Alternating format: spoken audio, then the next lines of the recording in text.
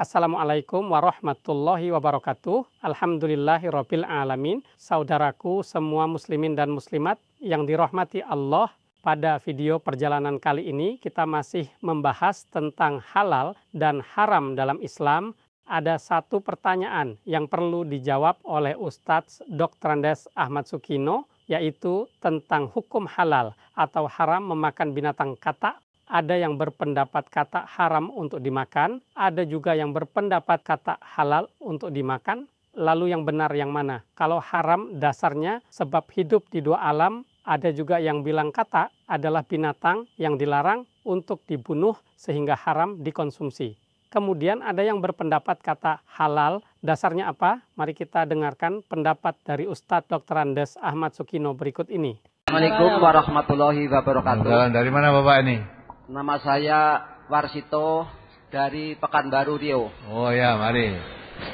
Ini yang protes. Yang saya tanyakan yaitu kalau nggak saya salah dengar, pada kajian akad pagi yang kami dengarkan dari radio, bahwasanya katak itu adalah halal. Tapi setelah membaca brosur yang kemarin, yaitu pada 29 bulan ini, itu katak itu haram. 9 bulan ini? Bulan kemarin lah, bulan puasa akhir. Karena kebetulan saya sudah datang 2 kali pada bulan puasa akhir dan juga hari Minggu ini. Jadi yang saya tanyakan, halal dan haramnya itu apa? Bisa berubah-ubah setiap tahunnya atau gimana? Jadi kami mohon penjelasannya, karena saya pernah mendengarkan, itu pun ya entah pendengaran saya yang salah, bahwasanya katak itu adalah halal. Tapi ternyata setelah kami membaca brosur yang kemarin, katak itu haram. Jadi kami mohon untuk dapat dijelaskan. Keduanya, berdoa kepada orang yang tidak sholat ataupun menyolati itu tidak diperbolehkan. Sedangkan kami itu ditinggal orang tuanya, ibunya itu semenjak kecil. Dan kami pun tidak tahu apakah ibu saya sholat apa itu tidak. Dan bagaimana seandainya saya ngarang-ngarang bahwa orang tua saya itu sholat. Dan akan saya doakan. Itu aja yang perlu saya sampaikan. Wassalamualaikum warahmatullahi wabarakatuh. Waalaikumsalam warahmatullahi wabarakatuh. Coba dibaca brosur kemarin yang mengharamkan kata apa ada itu, coba dibaca. Haram itu tidak kok berubah tiap tahun. Sejak Nabi wafat tidak ada perubahan tentang halal haram. Ketika Nabi hidup sesuatu yang halal, ya nanti Nabi wafat ya tetap halal. Kalau zaman Nabi masih ada itu haram, sampai Nabi kemudian wafat, sampai sekarang, sampai seterusnya ya haram terus. Tidak akan kok berubah. Halal haram itu menurut kehendaknya sendiri itu. Ya. Mungkin yang dimaksud ini di brosur di halaman 5 itu. Saya bacakan. Mungkin halaman nanti perlu. Mana? Halaman 5 kapan?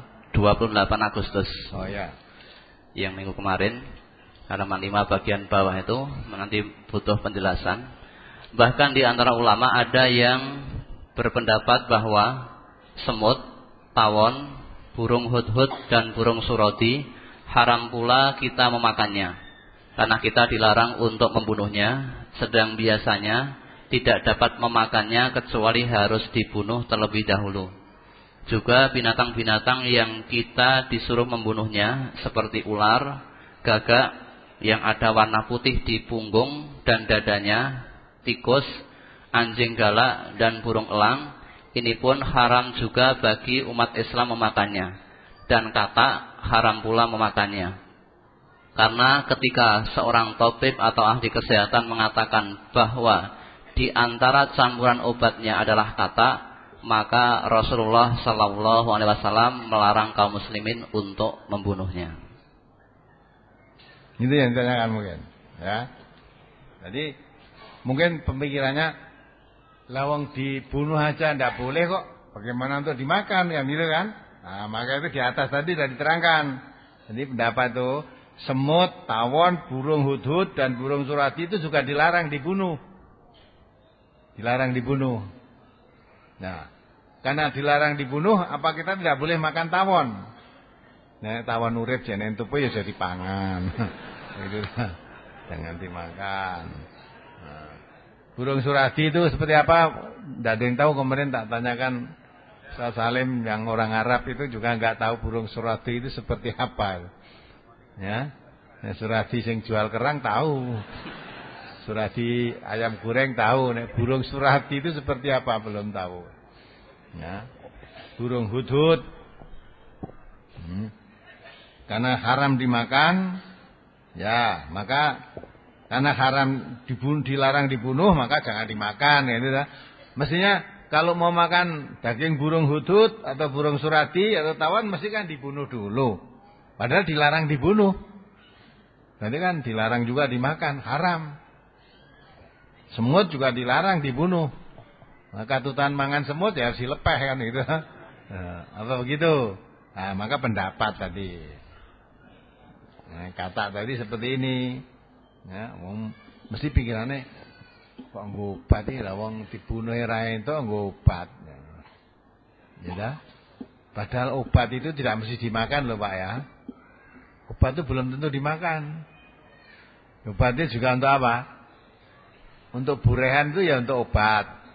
Bisa juga toh, belum tentu dimakan. Kecuali kalau dimakan, maka pengambilan karena dilarang dibunuh haram dimakan. Nah tadi perbandingannya yang di atas itu binatang-binatang yang haram dibunuh apa juga tidak boleh dimakan. Terus ada lagi malah yang disuruh membunuh. Nah ini bertentangan sebetulnya. Tadi tidak boleh dibunuh berarti nggak boleh dimakan. Lah ini yang suruh membunuh kok ya tidak boleh dimakan. Lah terus yang boleh yang seperti apa?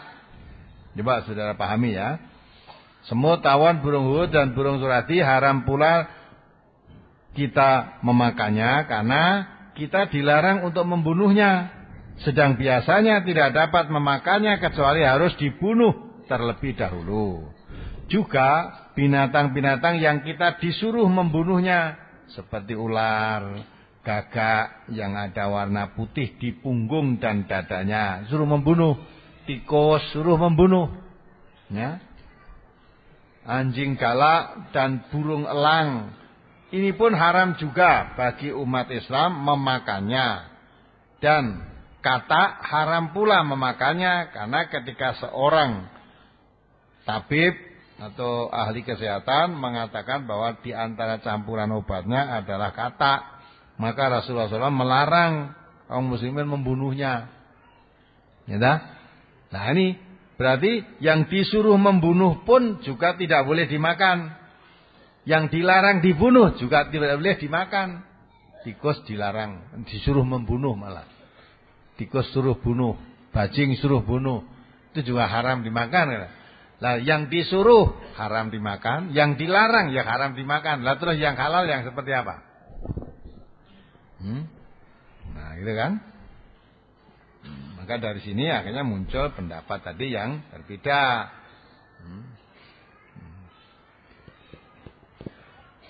Nah, kata dilarang bunuh karena dimakan itu di situ tidak dijelaskan untuk dimakannya. Bisa jadi kata dilarang dibunuh tidak boleh dicampur untuk campuran obat. Itu mungkin maksudnya Nabi kan tidak dijelaskan karena tidak boleh dimakannya tadi. Bisa juga kata itu tidak bisa jadikan untuk obat. Bisa jadi begitu. Ya. Dia mengatakan pengobatan dengan kata bagaimana? Oh jangan. Jangan maksudnya kata ora kena iku berobat. Bisa juga begitu kan. Karena tidak boleh, tidak diterangkan di sini. Tapi umat Islam berbeda pendapat. Terus tidak boleh dimakan. Karena dibunuh saja tidak boleh. Bagaimana dimakan? Padahal Nabi tidak menerangkan tidak boleh dimakannya, tidak. Hanya seorang tabib menanyakan mau mengobati dicampuri kata, terus Nabi melarang, jangan dicampuri kata. Bisa bacakan hadisnya, Ustaz? Ya. Yang brosur kemarin di halaman 7. Kemarin ini tanggal berapa? Tanggal 28 Agustus 2011. An Abdurrahman bin Utsman al-Qurasyi anna tabiban salan nabiyya sallallahu alaihi wasallam an difda'in yaj'aluha fi dawain. Fanahan nabiyyu sallallahu alaihi wasallam an qatliha. Rawahu Abu Dawud. Dari Abdurrahman bin Utsman al-Qurasyi bahwasanya ada seorang tabib bertanya kepada Nabi sallallahu alaihi wasallam tentang katak yang ia menjadikannya campuran ramuan obat. Maka Nabi sallallahu alaihi wasallam melarang kaum muslimin membunuh katak. Terus dibaca. Dan ada pula yang berpendapat bahwa binatang yang oleh manusia dianggap kotor atau jijik, maka haram pula hukumnya berdasarkan firman Allah dalam menerangkan sifat Nabi sallallahu alaihi wasallam, wa yuhillu lahumut thayyibat wa yuharrimu alaihimul khaba'is. Dan menghalalkan bagi mereka segala yang baik dan mengharamkan bagi mereka segala yang buruk. Al-A'raf 157. Nah, terus. Dan alasan ini mereka perkuat dengan hadis berikut. An Isa bin Numailah an abihi qala kuntu inda ibn Umar fasuila anil kunfudi fatala kulla ajidu ma ukhiya ilayya muharraman al-ayah qala sayakuna indahu sami'atu Aba Hurairah yaqul dzukira indan nabiyyi sallallahu alaihi wasallam faqala khabisatun minal khaba'is faqala ibn Umar in kana qala Rasulullah sallallahu alaihi wasallam hadza fahuwa kama qala malam nadri. Rawahu Abu Dawud. Dari Isa bin Numailah dari ayahnya ia berkata, dahulu saya pernah berada di sisi Ibnu Umar. Lalu ia ditanya tentang landak, maka dia menjawab dengan membacakan ayat 145 surat Al-An'am yang artinya, katakanlah, tiadalah aku peroleh dalam wahyu yang diwahyukan kepadaku sesuatu yang diharamkan, sampai akhir ayat. Maka orang tua yang berada di situ berkata, saya pernah mendengar Abu Hurairah berkata, ada seorang yang bertanya tentang hukumnya landak kepada Nabi sallallahu alaihi wasallam. Maka beliau bersabda, sesungguhnya landak itu salah satu di antara binatang yang kotor. Lalu Ibnu Umar berkata, jika Rasulullah sallallahu alaihi wasallam telah bersabda demikian, maka landak itu sebagaimana yang beliau sabdakan yang tadinya kami belum tahu. Hadis riwayat Abu Dawud juz 3 halaman 354, nomor 3799, dhaif karena Numailah dan bapaknya majhul. Demikianlah tentang haramnya makanan. Ulama berbeda pendapat tentang hal tersebut sehingga terjadi dua pendapat. Pendapat pertama, Pak ya. Diperhatikan ini terjadi dua pendapat. Yang satu mengalamkan landak tadi dasarnya hadis itu ternyata hadisnya dhaif. Nah, ada yang berpegang hadis itu berarti haram. Ada yang menolak hadisnya karena hadisnya dhaif. Maka akhirnya di kalangan umat Islam terjadi dua pendapat. Dibaca pendapatnya. Pendapat pertama menyatakan bahwa yang haram hanyalah 4 macam makanan yang disebutkan di dalam Al-Quran, yaitu bangkai, darah, daging babi, dan sembelian yang ketika disembelih disebut nama selain Allah, yakni sembelian bukan karena Allah. Adapun larangan atau pengharaman yang ada di dalam hadis-hadis, hukumnya hanyalah makruh, yang kalau dilakukan tidak berdosa dan apabila ditinggalkan berpahala. Itu pendapat pertama, ya. Karena Nabi diperintahkan oleh Allah di dalam surat Al-An'am ayat 145. Coba dibaca lagi. Al 45 biar lebih jelas penentangan ini dibaleni. 145 surat Al-An'am. Surat Al-An'am nomor surat 6 ayat 145. Qul la ajidu fi ma uhiya ilayya muharraman ala ta'imin yat'amuhu illa ayyakuna maitatan aw damam masfuhan aw lahma khinzirin fa innahu ridsun aw fisqan uhilla li ghairillahi bih. famanitturra ghaira baghin wala 'atin fa inna rabbaka ghafurur rahim. Katakanlah, tiadalah yang disuruh mengatakan ini siapa? Nabi. Ya? Siapa yang disuruh mengatakan? Nabi. Yang menyuruh siapa? Allah. Allah mengatakan qul, katakan Muhammad. Nah, Nabi Muhammad disuruh mengatakan. Apa yang disuruh mengatakan Nabi Muhammad? La ajidu fima uhiya ilayya muharraman ala ta'amin yat'amuhu. Ada? Ya, diata, kan?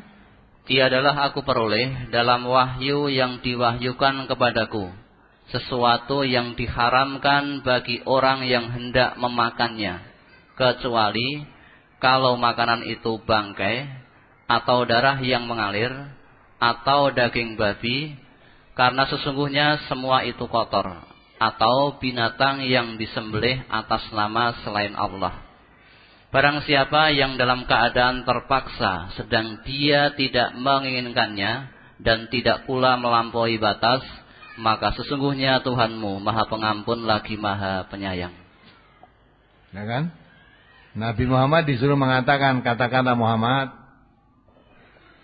aku tidak menerima wahyu yang mengharamkan tentang makanan bagi siapa yang ingin memakan makanan itu, kecuali kalau makanan itu bangkai, darah yang mengalir, binatang yang disembelih bukan karena Allah. Itu binatang yang disembelih bukan karena Allah. Ya. Di situ ditambah lagi apa lagi? Bangkai, darah, daging babi. Jadi kalau makanan itu bangkai, keterangan bangkai diterangkan dalam surat Al-Maidah ayat 3, ya kan? Yang masuk bangkai itu apa saja lah, itu diterangkan. Banyak macamnya, banyak itu. Darah yang mengalir, tidak hanya titik darah, darah yang mengalir. Kemudian daging babi dan binatang yang disembelih bukan karena Allah. Ini macamnya juga banyak. Ya, karena disebutkan di situ semuanya kotor. Nah, sehingga Nabi itu disuruh menyatakan makanan yang haram untuk dimakan manusia hanya bangkai, darah yang mengalir, babi dan binatang yang disembelih bukan karena Allah. Nah, terus kalau itu tadi menjijikkan, ini pun ada juga. Coba brosur hari ini, coba. Brosur hari ini.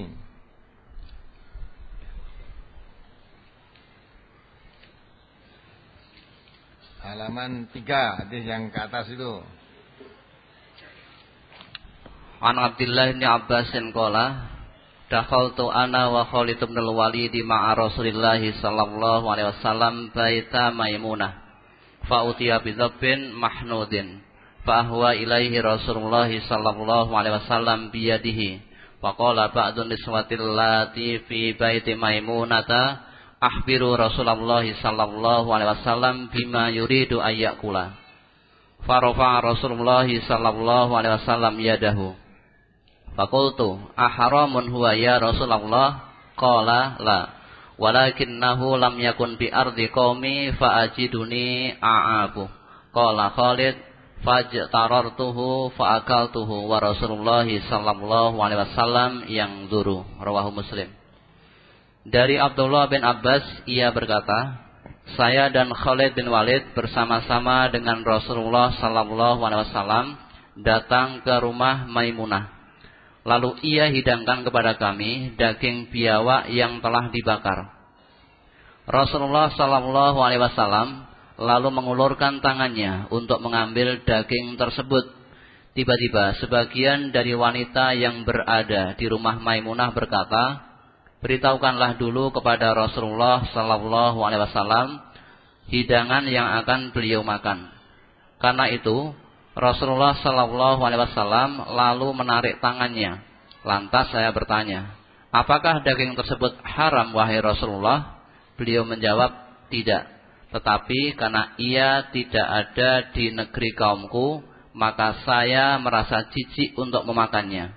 Khalid berkata, lalu saya ambil daging tersebut dan saya makan, sedangkan Rasulullah sallallahu alaihi wasallam melihat. Gitu kan? Mengapa Nabi tidak mau makan? Karena jijik Nabi. Nabi jijik. Terus diambil Khalid. Ya. Dibiarkan ya Nabi. Jadi Nabi sendiri jijik tidak mau makan, tetapi membiarkan sahabatnya yang lain untuk makan. Nah, maka dari itu kesimpulan dari surat Al-An'am ayat 145, umat Islam ada dua pendapat. Karena di hadis lain juga Nabi mengatakan al-halalu ma halallahu fi kitabihi wal haramu ma haramallahu fi kitabihi. Mungkin itu pada brosur pertama sudah dikeluarkan. Ya, sebaiknya brosur halal haram nanti dimiliki dari yang pertama sampai habis nanti. Tidak bisa dipaham satu persatu, itu tidak bisa. Ya, dari yang pertama. Nabi juga mengatakan yang halal itu yang dihalalkan Allah dalam kitabnya, maksudnya dalam Al-Quran. Yang haram itu yang diharamkan Allah di dalam kitabnya. Itu dalam Al-Quran juga. Di halal haram itu yang ada di dalam Al-Quran sesuai dengan surat Al-An'am ayat 145 tadi. Dari situlah maka umat Islam ada dua pendapat. Yang satu, pendapat pertama menganggap yang haram itu ya yang disebut di dalam ayat tadi. Selainnya itu haram-haram yang disebutkan Nabi itu, andai kata itu dijatuhi hukuman haram, bobot keharamannya hanya sampai terbatas pada makruh, tidak haram seperti bobotnya Al-Quran. Karena Al-Quran itu ya memperhitungkan apa yang dihalalkan, yang diharamkan itu sudah jelas, itu dan tidak bisa ditawar. Kalau hadis Nabi itu yang diharamkan oleh Nabi, kalau itu hukumnya sama dengan yang diharamkan dengan Quran, berarti Nabi menyalahi. Wong suruh menyatakan, katakan Muhammad, aku tidak menerima wahyu yang mengharamkan makanan bagi orang yang akan memakan, kecuali kalau makanan itu bangkai, darah yang mengalir, daging babi atau binatang yang disembelih bukan karena Allah. Itu saja yang diharamkan. Terus apakah mungkin kalau Allah suruh menyatakan yang haram itu hanya 1, 2, 3, 4, terus Nabi menambah-nambahi sendiri yang tidak diharamkan dalam Quran? Sedang Nabi sendiri juga mengatakan dalam hadisnya yang halal yang dihalalkan Allah dalam Quran, yang haram yang diharamkan Allah dalam Al-Quran. Ya, adapun yang didiamkan itu pemaafan bagi kamu, gitu loh hadisnya begitu. Nah, maka dari itu yang pertama berpendapat semacam itu. Sekarang pendapat yang kedua. Pendapat kedua menyatakan bahwa yang haram adalah apa-apa yang disebutkan di dalam Al-Quran dan ditambah apa-apa yang disebutkan di dalam hadis Nabi Sallallahu Alaihi Wasallam. Nah, beritanya di sini. Satu yang diharamkan ya haram dalam Al-Quran saja. Bukan berarti yang disebut hadis kita abaikan, tidak. Maka keharaman yang ada dalam hadis itu paling tinggi derajatnya sampai makruh. Kalau haram sampai sama dengan Al-Quran, padahal Al-Quran suruh menyatakan Nabi yang haram itu hanya ini, kok ditambah lagi? Ya, apa boleh menambah-nambah begitu itu? Nah, Nabi pernah menambah. Coba dibaca surat At-Tahrim ayat 1. Nabi pernah menambah itu. Dilarang oleh Allah. Surat At-Tahrim nomor surat 66 ayat 1. Ya ayyuhan nabiyyu lima tuharrimu ma ahallallahu lak tabtaghi mardata azwajik wallahu ghafurur rahim. Hai Nabi, mengapa kamu mengharamkan apa yang Allah menghalalkannya bagimu? Kamu mencari kesenangan hati istri-istrimu, dan Allah Maha Pengampun lagi Maha Penyayang. Danatnya ada di situ. Bukhari dan Muslim meriwayatkan bahwa Nabi Sallallahu Alaihi Wasallam pernah mengharamkan atas dirinya minum madu untuk menyenangkan hati istri-istrinya. Maka turunlah ayat ini sebagai teguran kepada Nabi. Ya. Suatu ketika Nabi pernah minum madu. Telah datang kepada salah satu istrinya berbau madu tadi, tidak suka. Ya, Nabi habis minum madu, datangi pada istrinya, bau madu istrinya nggak suka. Langsung Nabi berjanji tidak akan minum madu lagi selamanya. Ya, nah di situ turun ayat ini. Wahai Nabi, ya diterangkan di situ, ya ayyuhan nabiyyu lima tuharrimu ma ahallallah lak. Mengapa kamu mengharamkan sesuatu yang dihalalkan oleh Allah bagimu? Madu itu halal, kenapa kamu haramkan? Hanya mengharapkan ya tabtaghi mardota azwajik. Bikin senang hatimu, kamu mengharamkan yang dihalalkan oleh Allah. Karena istrimu enggak suka madu, terus kamu tidak akan ingin minum madu lagi supaya istrimu senang. Ditegur oleh Allah. Kenapa kamu yang dihalalkan oleh Allah kamu haramkan, hanya mencari kesenangan istrimu? Ditegur ya ini. Nah, maka di hadis lain tadi, biawak itu Nabi jijik, tidak mau makan. Tidak mau makan. Tetapi Nabi tidak mengharamkan untuk yang lain. Maka ketika disuguh daging biawak, Nabi mau mengambil, terus dikandani, ya Rasulullah itu daging biawak. Tidak jadi. Terus sahabat bertanya, apa itu haram ya Rasulullah?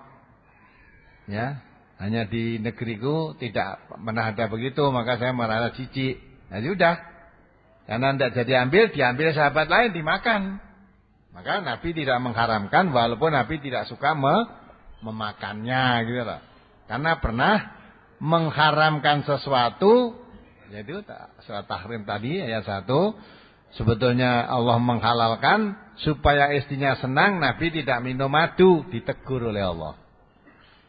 Nah, jadi kembalinya akhirnya halal haram itu mutlak miliknya Allah. Itu yang pendapat yang pertama. Pendapat yang kedua, ya apa yang dikatakan Allah dan apa katakan Nabi haram, itu ya diharamkan semua. Nah, itu pendapat ya dari memahami hadis-hadis tadi, akhirnya berpendapat begitu. Ya silahkan kalau berpendapat begitu. Ya, tetapi jangan menyalahkan yang berpendapat beda dengan kamu, itu namanya kan pendapat. Yang satu tadi berpendapat yang haram itu yang disebut di dalam Al-Quran itu berdalil, dalilnya Quran. Berarti mengabaikan hadis, bukan mengabaikan hadisnya pun dipakai, tapi tingkat haram yang dikatakan oleh Rasulullah itu hanya sampai kepada tingkatan makruh, tidak haram yang berhukum haram. Karena Nabi sekalipun Nabi tidak boleh menghalal haramkan yang dihalal haramkan oleh Allah. Nabi pun tinggal mengikut suatu bukti ketika Nabi mengharamkan minum madu tadi, ya, ditegur oleh Allah.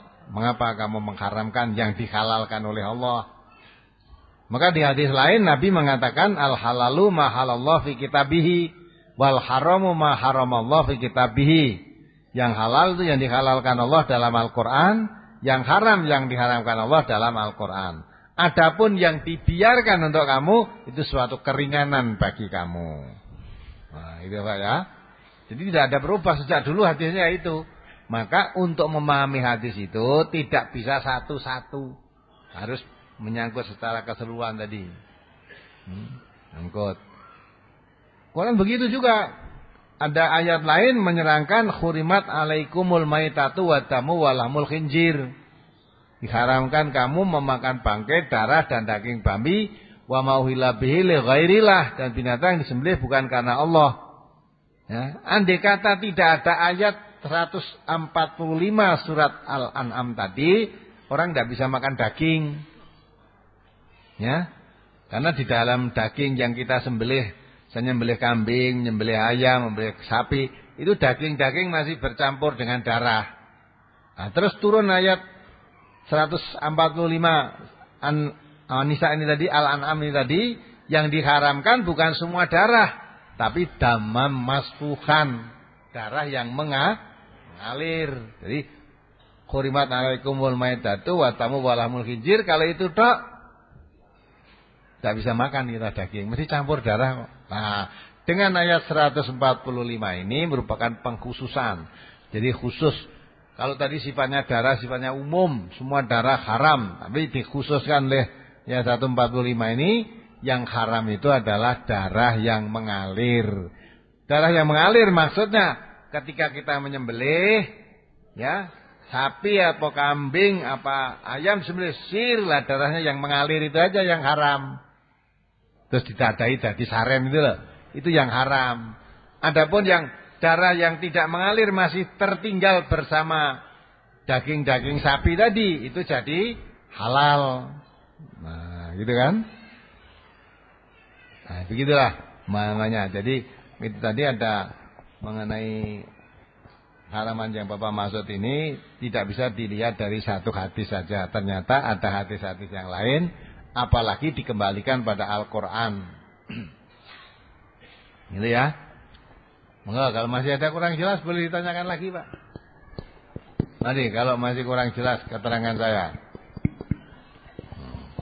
Di sini dikemukakan semua, pendapat pertama ini, pendapat kedua ini.